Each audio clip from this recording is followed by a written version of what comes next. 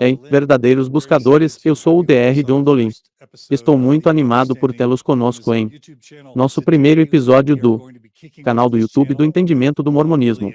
Hoje vamos começar este canal com um tópico realmente interessante e importante. O tópico que estamos cobrindo hoje é como Joseph Smith se tornou um escavador de tesouros. Agora estou supondo que muitos de vocês nem sabem que Joseph Smith era um escavador de tesouros. Se você for ao próprio site da igreja LDS, descobrirá que eles agora estão reconhecendo isso em 2020. Aqui está uma citação do site, sob o título Busca de Tesouros. Basicamente diz que os críticos de Joseph Smith muitas vezes tentaram denegri-lo chamando o de escavador de dinheiro.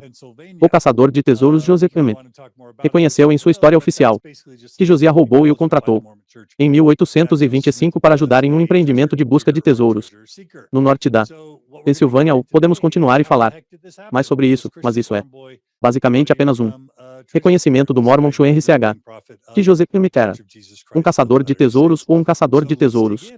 Então, o que vamos cobrir hoje é como diabos isso aconteceu com esse menino cristão da fazenda. Como ele se tornou um caçador de tesouros, esse cara que acaba sendo profeta do Igreja de Jesus Cristo dos Santos dos Últimos Dias. Então vamos cavar e tentar entender. Tudo começa, na verdade, com a lenda de um pirata chamado Capitão William Kent. Capitão William Kent era um famoso pirata escocês que viveu em Nova York no final de 1600. Durante seu tempo em Nova York, o Capitão Kent enterrou algum tesouro na ilha de Gardner, perto de Long Island, e esse tesouro foi recuperado mais tarde pelas autoridades. Isso levou à especulação de que o Capitão Kent havia enterrado tesouros adicionais em toda a Nova Inglaterra. O Capitão Kent foi enforcado em 1701, e isso foi adicionado à sua tradição, e assim, nos próximos 100 anos, rumores e lendas sobre o Capitão Kent carregando tesouros por toda a Nova Inglaterra cresceram. E cresceram e cresceram, e surpreendentemente, podes ou não saber disto, provavelmente não sabes, o próprio Joseph Smith era conhecido por ser fã das histórias do Capitão Kent quando menino. E quando jovem, um residente de Palmyra de Pilitos, Piar, escreveu a citação de Joseph Smith Jr.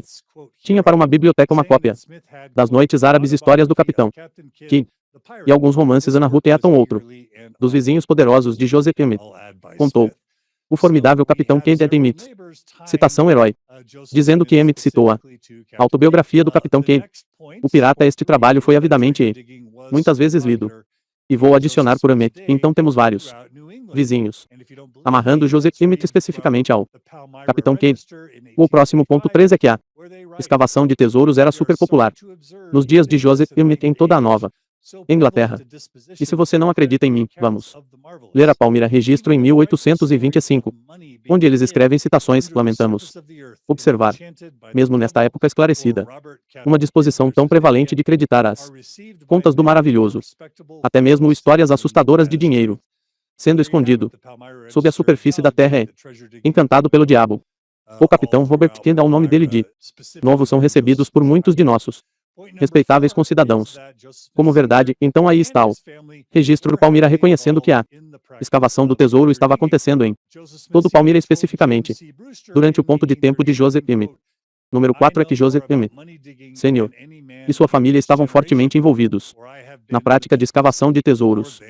Joseph Smith Sr. disse a James Brewster em 1837.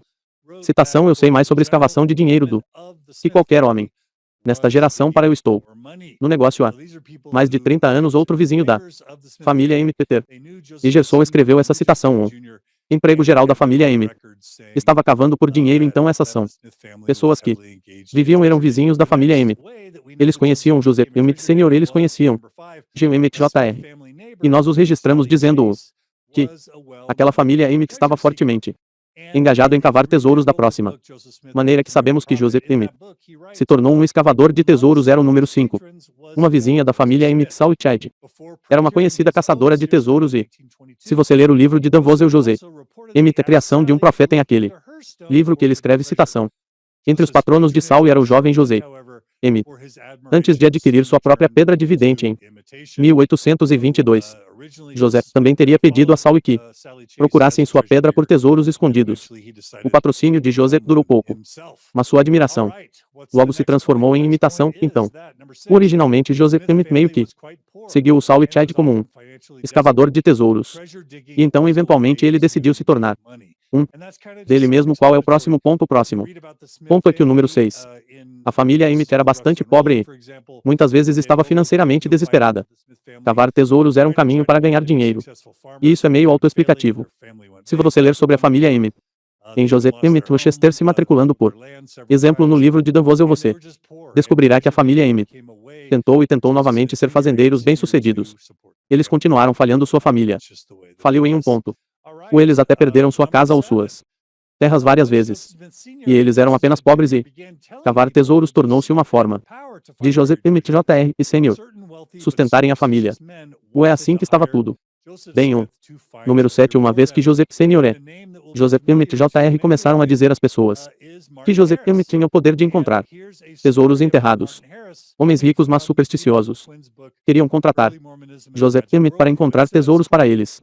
E um nome que será familiar para muitos de vocês é Martin Harris. E aqui está uma história sobre Martin Harris, vindo do livro de The Michael que Mormonies et Magic viu que de citar.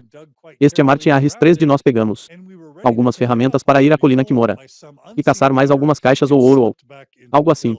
E de fato encontramos uma caixa de pedra que fiquei bastante empolgado com isso e cavamos com bastante cuidado ao redor. E estávamos prontos para levá-lo, mas eis que por algum poder invisível ele escorregou de volta para a colina. Ficamos lá e olhamos para ele. E um de nós pegou um pé de cabra e tentou dirigi-lo através da tampa para segurá-lo, mas ele olhou e quebrou um canto da caixa. Então, é Martin Harris, uma das 3 testemunhas do livro de Mormon, falando sobre uma de suas experiências de escavação de tesouros com Joseph Emmett, mesmo perto da colina que mora. Há muitos e muitos outros exemplos. Ponto número 8. Com a morte do irmão de Joseph Emmett, ao ver a família Emmett ficou ainda mais desesperada financeiramente e para dar apenas um exemplo ou evidência que Dan Vosel escreve em seu livro sobre Joseph Emmett. No outono de 1825 os Emmets foram sendo perseguidos por credores e estava à beira de perder a casa e a fazenda. Então, de fato, ficou super desesperado.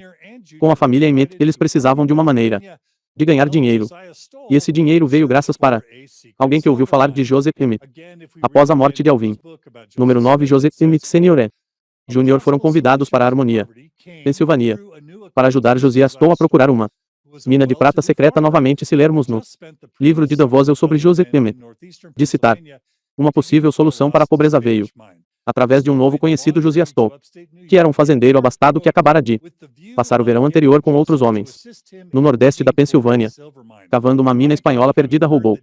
Fez a longa jornada para o interior de Nova York, em parte citação com a ideia de pedir a José para ajudá-lo a cavar uma mina de prata por ter ouvido dizer que ele possuía certas chaves pelas quais ele podia discernir coisas invisíveis ao olho natural. Então isso é ponto 9. Ponto 10 é apenas uma nota de interesse que eu acho que todos deveriam saber é isso se tornará uma pista para outros segmentos onde discutiremos o tesouro de José cavando mais. O que aprendemos no ponto 10 é que José Emmett conheceu sua futura esposa Emma e seu futuro sogro Isaac Ali enquanto cavava tesouros para Jesus. Roubou quase a Harmonia, Pensilvânia. E novamente temos uma citação sobre isso. Este é o próprio Isaac Ali. Então este é o sogro de José. Ele escreveu que conheci Joseph Emmett Jr. em novembro de 1825.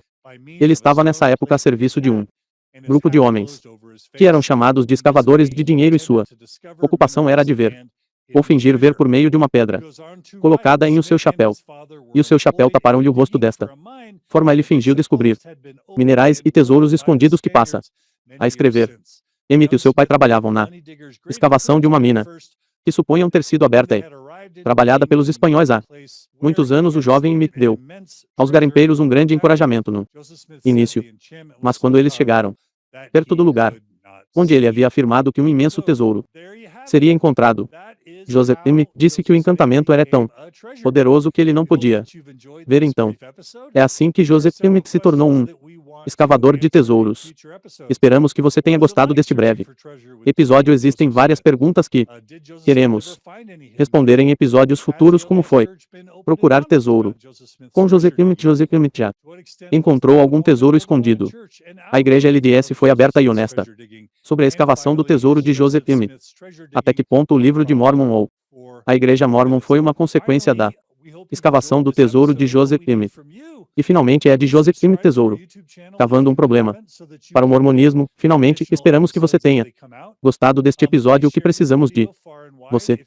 Por favor, inscreva-se em nosso canal do YouTube, se você ainda não o fez, para que você possa obter episódios adicionais à medida que forem lançados. Por favor, compartilhe este vídeo por toda parte. Se você estiver disposto e puder fazê-lo, compartilhe seus comentários para mim sobre esta apresentação. Se houver algo que você queira adicionar ou corrigir ou alterar ou repare. Para episódios futuros, você pode fazer isso. Estamos procurando escritores e designers para montar outros scripts de 5 a 20 minutos. Algumas apresentações em PowerPoint para acompanhar os scripts. Envie-nos um e-mail para Compreenda o Mormonismo. Gmail.com. Não está entendendo o mormonismo? O canal do YouTube é Entendendo o Mormonismo. O e-mail é Entenda o Mormonismo no gmail.com. Dê-nos qualquer feedback que tiver. Por favor, junte-se a nós novamente em breve para mais episódios de entendimento do mormonismo neste canal do YouTube. Obrigado, verdadeiros buscadores. Cuidem-se e nos veremos